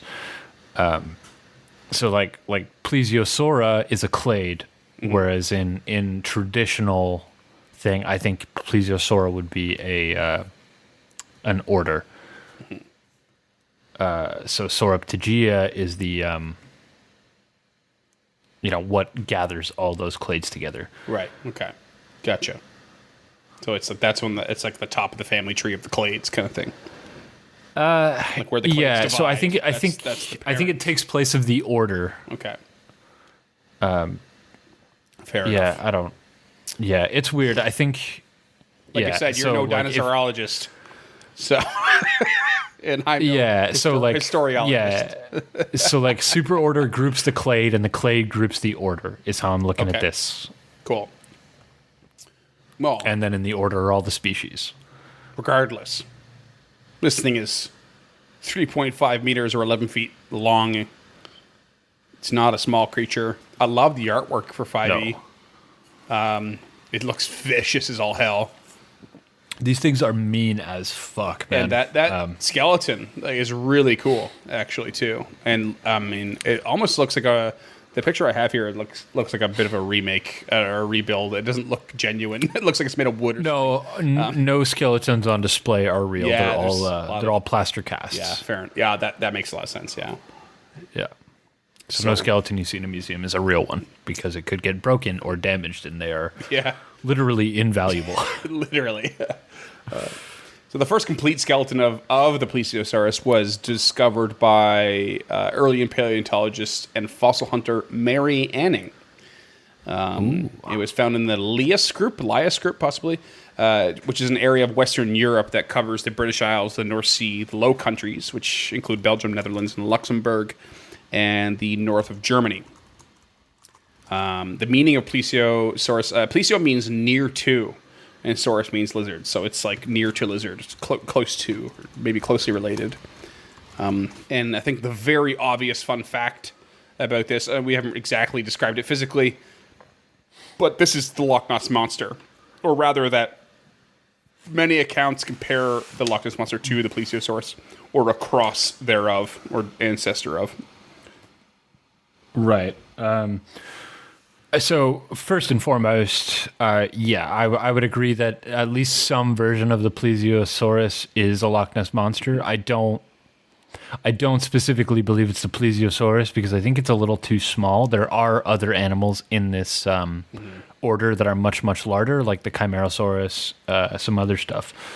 It's the same shape. Like millions of years later, it's going to have evolved into a different creature. It's not going to be the Plesiosaurus, even if that was one of the ancestors. That Loch Ness is going to be something different, which is why, there was that sort of addendum, or a cross thereof, or relation to. So for those of you who are like me, this is like a mean-looking lapras. Like if you put an eel on a lapras. Yes. Oh man. Second of all, Mary Anning was badass as all fuck, and we will link an episode to a podcast called Stuff You Missed in History Class about Mary Anning. I hope you're writing all these down. She also discovered the Ichthyosaurus. Wicked. Pardon? I hope you're writing all those down, because I don't know these podcasts. Yeah, I always write all these down. That's why I have an open notebook next to me. But her main discovery was the Ichthyosaurus, which is a bigger plesiosaur. Cool. I'm actually already wanting to listen to these podcasts. I know you listen to a lot more than I do, but now I just want to tag a bunch more on. Hours a week, man. It's so many. But let's get back to this. We can. Yeah. That's all show note stuff. So. Please do. So we're looking at stat block wise. We're at a large beast. It is armor class of 13, natural armor. 68 hit points. Land speed of 20 feet. Swim speed of 40. Go fuck yourself. Land speed of 20 feet. Sorry, I've been wanting to say that since I read the Plesiosaurus stat block and Rima Frost made. Go fuck yourself. This is an aquatic creature. Yeah. I mean, it's also crocodiles and alligators are surprisingly fast on land as well. Although I know they have a very different structure, but there's a part of me that always wants to be well, you never know. Depends on the size, depends on the terrain. Sometimes they. We will talk about crocodiles and alligators when we get to my creature. Okay, fair enough. We'll save that. These guys are, of course, strength heavy, and they have a bonus of stealth, which I thought was pretty interesting. Yeah, they're so those 4 fins are supposed to make them swim in like an X pattern. So that's supposed to make them really, really wicked quiet. Right. I mean, I have no argument there. It makes sense to me. They're only a CR2. They have one trait called Hold Breath. So they can hold their breath for up to an hour. So stands to reason they don't actually breathe water, apparently. They don't have gills. They are a little more mammalian, I guess. I think they're taking more from the Loch Ness Monster here than they are from the actual... little liberty there, eh? And they've got a bite attack, 3d6 plus 4 piercing, plus 6 to hit. Reach of 10 feet. Not really terrifying at all. Not like the artwork allows. But that bite attack hits fucking hard, though. Yeah. That's true. 3d6 at level 2 is no joke. So yeah, I was actually worried for you guys to fight this creature. Because you're going to be fighting it in water. Definitely avoid. Yeah, that's the big thing. Is right. You're swimming and you're like, ooh, in cold water in Rime of the Frost Maiden. Right. It's just like, yep. Yeah. And that plus 4 to stealth, so it can just sneak up on you. Like it's got a solid amount of hit points. Like it's. We very cleverly and beautifully avoided combat with Andy, the Plesiosaurus. Yes. Yeah. Good times. Yeah. It was a smart move. And I guess I can't remember if we touched on it at the beginning, but obviously plesiosauruses are not dinosaurs. No marine animals are dinosaurs. Yeah. That's why it's not classified as a dinosaur, even though it was part of the late Jurassic. That's why it's part of the Saurotergia. I mean, yeah, I think the facts there said that it's specifically developed before dinosaurs did, but it lasted through until they arrived. It just means they survived that big extinction, essentially, probably due to the fact that they're creatures, right? Yeah, and I guess I should have picked up on that or referenced that when we got to the meaning of plesiosaur, meaning near to lizard. Yeah. Well, you're fired. So it's going to be me from now on, guys. Just Freeman at Encounter This. I've just fired James. That's fair. He doesn't need me anyway. Plesiosaurs don't appear in Jurassic Park, so I got nothing for this one. Believe you me, I can have a conversation with myself. Like it's nobody's business. Shit. Stay tuned for 2021's podcast, Encounter Me by Freeman James. I love it so much. A terrifying dive into Freeman James' psyche. Still edited by James Kidd. All right, well, I'm going to crack a beer for this one because it's probably the hardest but most accurate pronunciation. The Pteranodon. I got that right? So mad at you right now. Did I nail it? The Pteranodon? Yeah, I think so. Just keep that up for the rest of the stat block, and I'll agree with you the whole way. Okay, at this point we're clocking it at recording wise it's been an hour and a half. There's going to be some of that cut, but more like 45 minutes. Yeah, and if you're lucky. But the beer's been flowing, guys, so it might get a little sloppier from here. Just that's your heads up. Yeah. But we're not going to do a sponsor this week because the sponsor is the late Cretaceous period, causing us to drink. Blackmail Stout by Strange Fellows, and the most delicious Northwest milk stout of the Vancouver area. The Raven, the descendant of the dinosaurs. I do love the artwork of Strange Fellows beer. It's really good. Me too. Yeah, it's very Nordic. Yeah, it's great. But the Blackmail Stout brings us tell me about the Pteranodon. The Pteranodon is a medium creature. And as far as D&D is concerned, it was also called Teruse, possibly, and that was from the Old Empire. Another thing that I looked at but don't remember, didn't make any notes on. It was an old term for this creature. They had sharp Okay. talons and leathery skin, and they are one of the few dinosaurs capable of flight, and also had some downy feathers and a beak with teeth, as well as a light head crest. Again, this is all D&D based information. Yeah. We'll address that when we get there. Found in the jungles of Chult, of course, and were common in the old empires, especially in Chicenta and Unther. They were trained as aerial combat mounts, much like dragons, but with a much lower intelligence.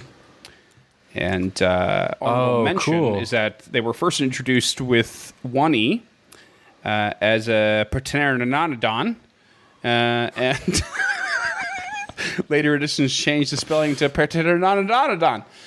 No, so I'll take that seriously. There was actually just a spelling change.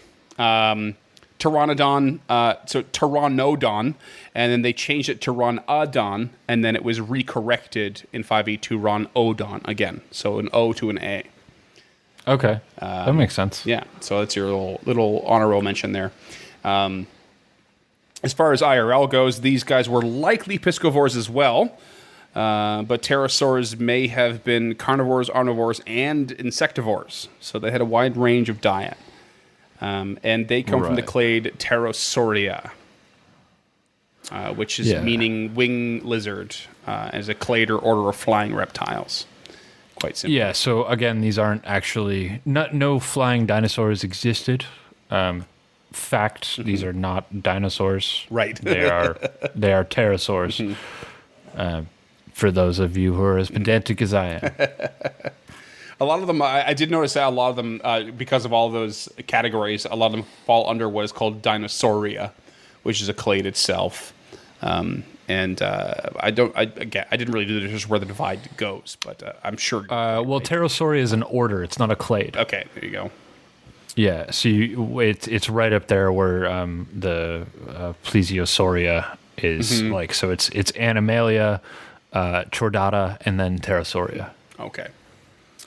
And the size of these guys, adult males. I love this. They actually did manage to sort out gender on this one.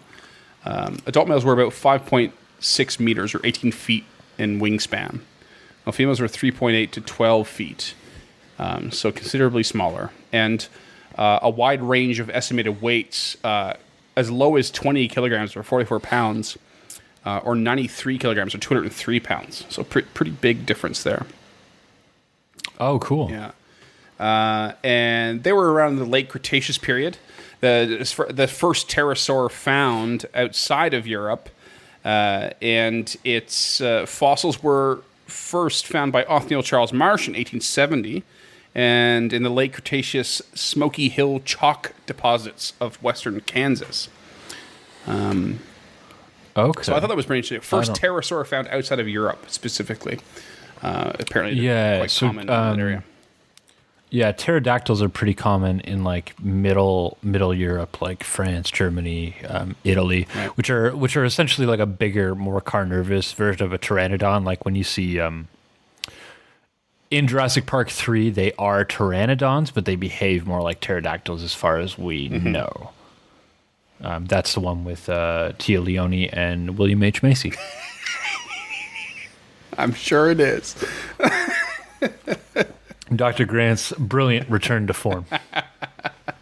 Thank you, Sam Neill. You are a goddamn treasure. Sam Neill's a treasure. I love him. So pteranodon means pteron means wing, and anodon means toothless. And the fun fact of these guys is it's one of the only known toothless pterosaurs. Oh, cool. Which is sort of in contradiction with the D&D lore in that it had a beak and teeth. So they've definitely melded some other pterosaur features into their Pteranodon, which is the official name. Yeah, I think most people get pterodon and pterodactyl mixed up, to be honest with you. Yeah, no, I'm sure they do, yeah. And I think there's also one called a pterosaur. A pterosaurus. So I think there's pterosaurus, pteranodon, and pterodactyl, and then there's all the other ones that have the weirder wings. Because these guys are straight line wings. Like, so when you think, like Kimberly, the Pink Ranger, was a pterodactyl. Right. Oh, that's right. I forgot about that. but Pterosaur from Beast Wars was a Pteranodon. Mm-hmm. And that you can tell because the crest on their head is different. Right. So pterodactyl is like this weird limp one that goes straight back, whereas the pteranodon is almost like a reverse horn. Do you think they picked the pterodactyl for Kimberly because it starts with a P like Pink does? I honestly don't know. I think they picked the. It's a tough one because I thought they picked only dinosaurs for boys, but Zach got a mastodon for some fucking reason. Yeah.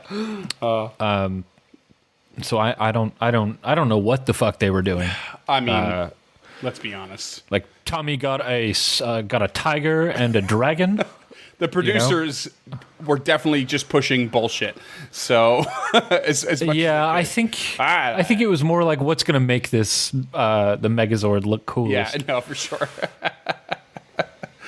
And a saber-toothed tiger and the mastodon shield with the tusk gun at one point, I think. Yeah. Well, I mean, regardless. Also, it makes a cool looking helmet. Does it though? Yeah, Pink Ranger looked cool, man. Pink Ranger was cool. She was like also known. The actor, I forget her name, but the actor was known for busking and playing music while dressed as the Pink Ranger for a while. She would just go play guitar on the street dressed as the Pink Ranger, and no one knew it was actually Amy her. Jo Johnson. Yeah, that's right. Yeah, Amy Jo Johnson, legend. Crazy. And Naomi Scott plays her in the remake, which was actually pretty decent, no matter what anyone says. It wasn't good, but it was pretty decent. Well, you guys know where to tweet at now. Yeah, I mean, they have to know by now that I don't have good taste in movies. Like, it's got to be pretty clear. It's fine. It's fine. I don't claim to have any taste, so good or bad. That's probably smarter. We'll take a look at the Papatanodon's stat block here. The Papajanodon. AC of 13, HP of 13, land speed of 10 feet, crawl around a little bit, fly speed of 60, which just makes me already scared. It's got a very low strength, 2 strength, -4. And, of course, quite dexterous, highly intelligent, 18 intelligence. Yeah. That's crazy high. 20 wisdom, and it's a... Wow. I feel like... Actually, you know what? I feel like that's wrong. I feel like I screwed up that stat block. That can't be correct. Because it's only a CR of a quarter. I mean, you can be smart and weak. But that's at the same exceptionally time. smart. That's like being able to speak a language smart. That's like 5 languages smart. Well, I screwed that up somehow. Don't quote us on that intellect and wisdoms. I just don't. Where's this us coming from? I don't feel like. Hey, it's you and me, buddy. We're in this. So you were pretty close. Oh, is that okay? The Pteranodon's intelligence is 2 or -4, and its wisdom is 9 or -1. Yeah, that's not. It's not far off the mark of 18 and 20. No, it's not. It's not far. Yeah, it's fine. If I'm gonna be, I mean, maybe you're pulling it from a different source. But if I was gonna correct you, I would correct you and say that literally the entire stat block is wrong. Well, so from the monster manual, the Pteranodon has a strength of 12 or +1, man, a dex of 15 or +2, a con of 10 or +0, the intelligence wisdom that we talked about, or a charisma of 5 or -3. So, I mean, 100% what I've done wrong here is that we use the homebrewery, naturalcrit /homebrewery.com to create PDFs, which we did previously with our association with Libris Arcana. And it does an auto stat block for you, and I just did not fill out the ability scores in this one. I definitely forgot it. It just auto-filled it, and I didn't do it. I didn't correct it. Again, it might be from a different source. Like it's 100% what I just said. That's exactly what it is. I just was like, Gotcha. hit the stat block, monster stat block option, and I just fixed everything, and that's the one thing I missed. So yeah, sorry, I was trying to give you an out there. No. I'm not ashamed. Let's all have a laugh now, shall we? Regardless, this creature has flyby. Again, this shit terrifies me. The fact that it's a CR. Actually, did I get that wrong too? Is it still a CR quarter? Yeah, it is. It is a 1/4. Okay. Yeah, everything else looks good. You get a medium-sized beast, and it's got 60-foot flying speed. And if it attacks whilst flying, it doesn't provoke attacks of opportunity. Sorry, I just realized that directly below it, you have a +3 to hit, but a -4 strength. Shut up.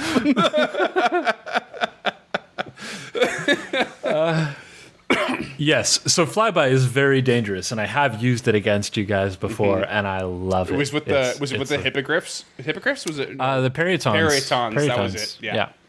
I remember it. That was actually one of the most terrifying fights I'd ever been in as a player, and that was early. That was early D&D days for us. You and I both. For sure it was. And spoilers, that's going to be my next episode. Oh, nice. Yeah, I got Jess always talks about that particular scenario, so I'm going to try and get her on mic and record. It was properly scary. What she thought of. I remember you revealing the information to us about how they seek out creatures' hearts, and that's what they feed on, like specifically the heart organ.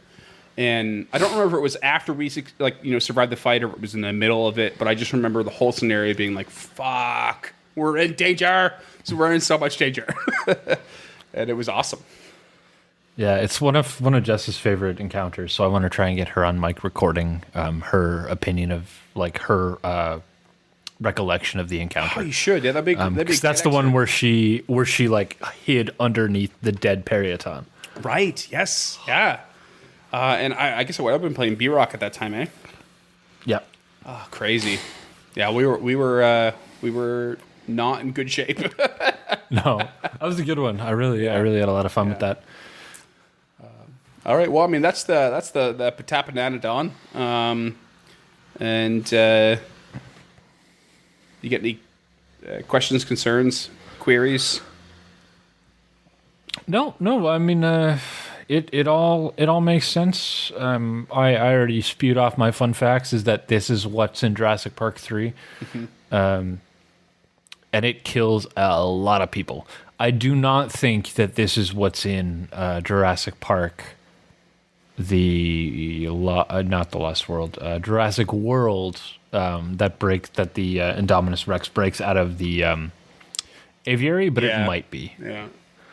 I think those are different creatures because these are pretty big. Mm-hmm. If I remember you, like a 12-foot wingspan is pretty fucking big. Yeah. It's almost strange that they have him as a medium creature for D&D, so it doesn't seem to add up. I guess without their wings spread, they are more medium. You know, they're like wingspan. I mean they're not too big in the size of the creature. I think an albatross is like a 12-foot wingspan or a 10-foot wingspan. Yeah. Like it's not outside of the realm, but they're only. The weird thing about birds is that I think, though I'm not an ornithologist either, I think birds' wingspan is double the length of their body. So if this is a wingspan of 18 feet at the largest, it would only actually be 6 feet tall. Right. Yeah. If I understand how 6 feet tall. Well, 6 feet is a medium creature. Yeah, no, for sure. Still, I'm just imagining it, and it makes me so scared. Oh yeah, these things are terrifying. I think this photo you have is actually from the Royal Ontario Museum. Yeah. I think this photo you have here is from. Oh, is it? Yeah. Okay. Yeah. I think so. Yeah. It looks really, really familiar. And they have this whole or at least they had this whole hallway. They redid the dinosaur wing a few years back, so it's in that weird cube on Bloor Street. Mm-hmm. But before that, it was all on the third floor where the geology room is now. And this looks like that ceiling to me. Okay. But all museum ceilings look pretty similar. Yeah, cool. And you can see the image I have above it is It's the only D&D official image I could find, as far as I know, and it's a Stegosaurus that's fending off both a Patapananodon and a Ceratosaurus. Ceratosaur, which is one it is a D&D one, but it didn't appear after 3E, so we're not covering it. It starts with the C. Okay. Yeah. I thought that was a Dracorex, but okay. Apparently, and it's very Allosaur-esque.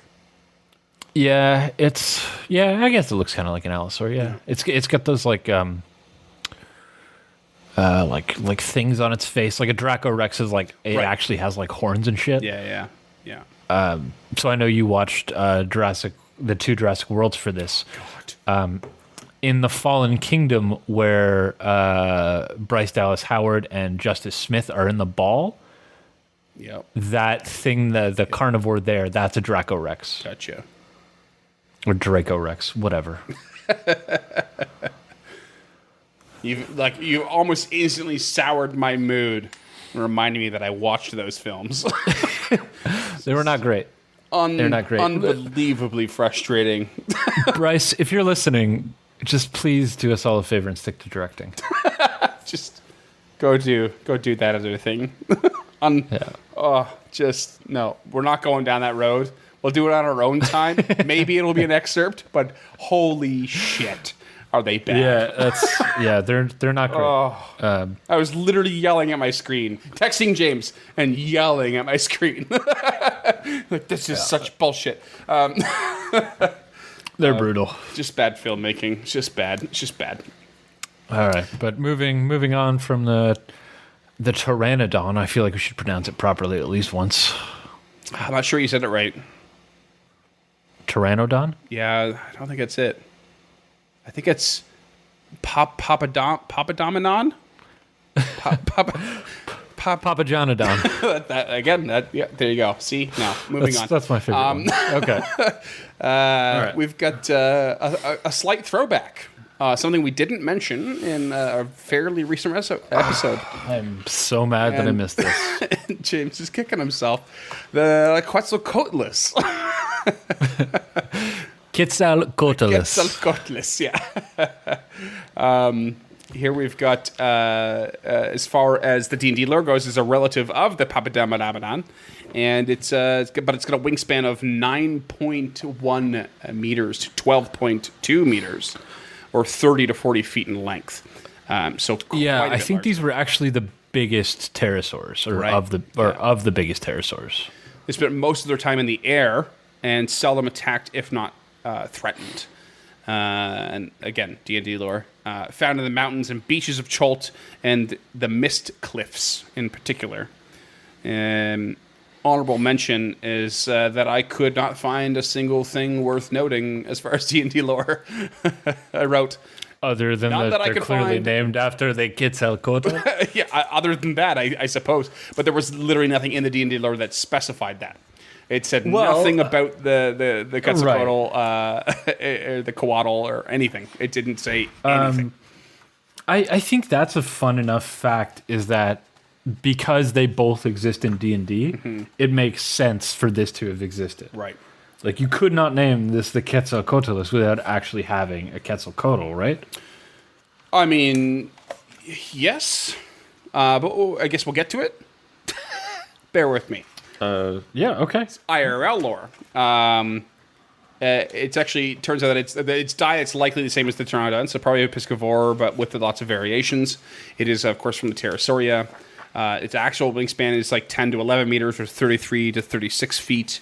Original estimates of its weight were as low as 70 kilograms, or 150 pounds, for a 10-meter specimen. But estimates published starting in the 2000s reach 200 kilograms or 250 kilograms, or somewhere around 440 to 550 pounds. So significantly more. And they were around the late Cretaceous period. The first Quetzalcoatlus fossils were discovered in Texas, United States, and from the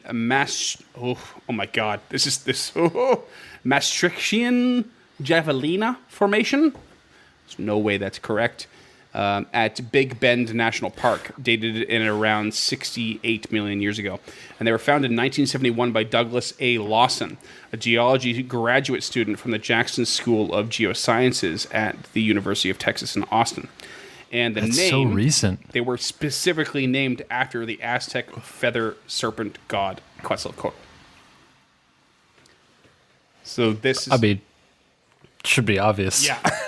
So kind of what you were saying. They both exist in D&D. That stands to reason. It's it's sort of, yeah, it is and it isn't. The dinosaur was named after that creature, and then we just have two separate creatures. The only thing in D&D they have in common is that in the real world, they were named. One was named after the other. Well, they both exist in D&D too, right? Yeah. Like, so the Quetzalcoatl would have existed long before the Quetzalcoatlus, because this is the Quetzalcoatl's from pre-world. Well, I guess the active difference, or the difference, is that they both technically actively exist at the same time in D&D. Right. I'm just saying the Quetzalcoatl, even in D&D, came before the Quetzalcoatlus. So one, by definition, had to be named after the other. Yeah, I mean, I guess it's certainly an assumption, but I wouldn't argue with it at all. Yeah. You just cannot come up with the name Quetzalcoatl without actually having Quetzalcoatl to begin with. Right. Yeah. And I mean, to be fair, we're also talking about like the D&D creature is not Quetzalcoatl; it's just Coatl, right, or Coatl. Oh, right. So, yeah, Coatl. Yeah, it's not even Coatl. It's not even. Yeah. It's Coatl. Yeah. So okay. there is that. So well, fuck you, Wizards of the Coast. Then I guess is what I'm saying.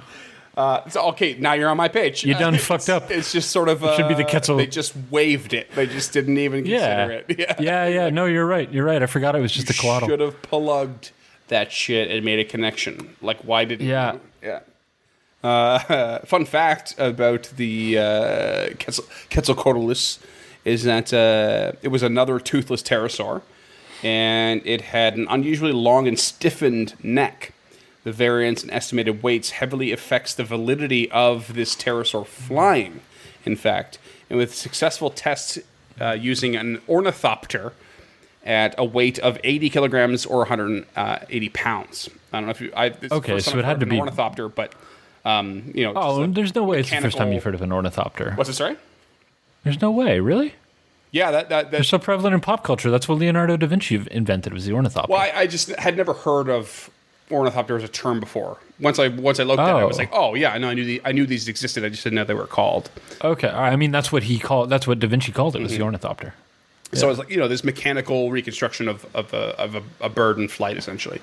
So they've managed to successfully test at those weights and make flight, but at those larger end spectrums of weight, 200 to 250 kilograms, 440 to 550 pounds.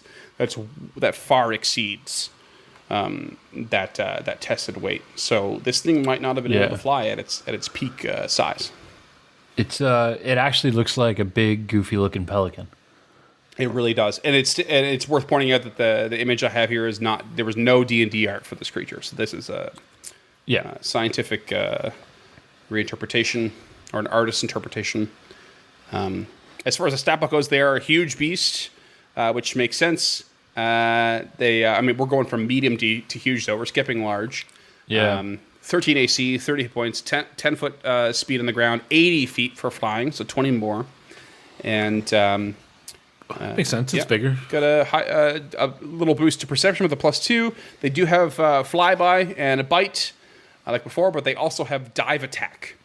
Which means that if it is flying and dives at least 30 feet, so this is kind of like pounce, and they fly that 30 feet towards the target and then hit it, they deal an extra 3d6 to the target.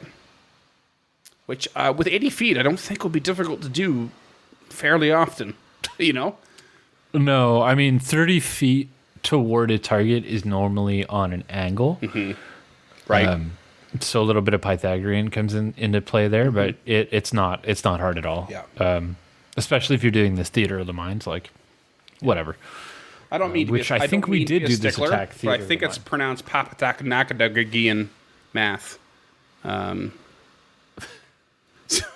We're going to get so many emails. At least we'll get some finally. That's fair. Yeah, sure. Yeah. I agree completely with those things that you just said. I mean, the biggest obvious difference for me is that you're looking at 30 feet toward the target, which is out of 80, and that's not half like Pounce's. So it's a bit lowered. So there's allows for a little bit of recovery movement to circle around and attack again in the same way. Yeah, the dive attack and the flyby in the same move. Yeah, exactly. Yeah. So yeah, that's the Quetzalcoatlus. Yeah. Yeah. Sound. I mean, it's a weird. You should Google it, listeners. It's a weird looking. Yeah. It's almost got like a. Yeah, it's got like its wings have a bend, like a second bend in them, so they bend back up towards it. It's a really unique bone structure, and it's worth looking up. Yeah. The artist rendering it or the actual skeleton or what it looks like in flight is even more interesting. Yeah. It's really, really quite unique. All right, listeners, it's Freeman back here. We're going to cut it off at this near 2-hour mark, and we'll come back to you tomorrow on January the 1st for the remainder of Dinosaurs.